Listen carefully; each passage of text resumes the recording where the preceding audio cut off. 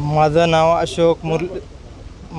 अशोक मुरलीधर बंद्रे, वाक्य बुद्रुक. मी आज लासलगाव मार्केटमध्ये कांदे घेऊन आलो. पण इथली परिस्थिती अशी आहे की कांदे विकता 700 ते 1400पर्यंत.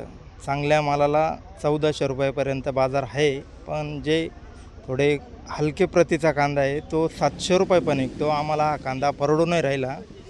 शासनानं याच्याबद्दल थोडी शासनानं मदत करावी. कांदा अनुदान मिळण्याबाबत 1000 ते 1500 रुपये कांदा अनुदान मिळावं. उद्या मुलांचा शिक्षणाचा खर्च आहे हा पण कसा भरून काढावा अशी पंचित शेतकऱ्यांना झालेली आहे. त्या मजुरीसुद्धा फिटत नाही.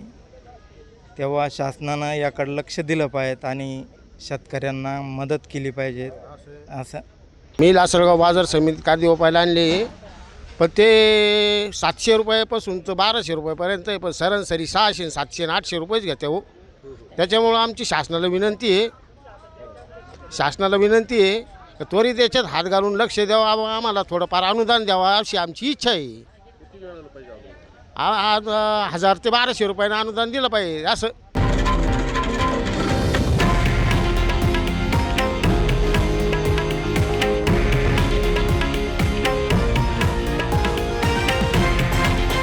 हे आहे देशातील नंबर 1 न्यूज नेटवर्क आणि आपण पाहत आहात TV9 मराठी, एकमेव.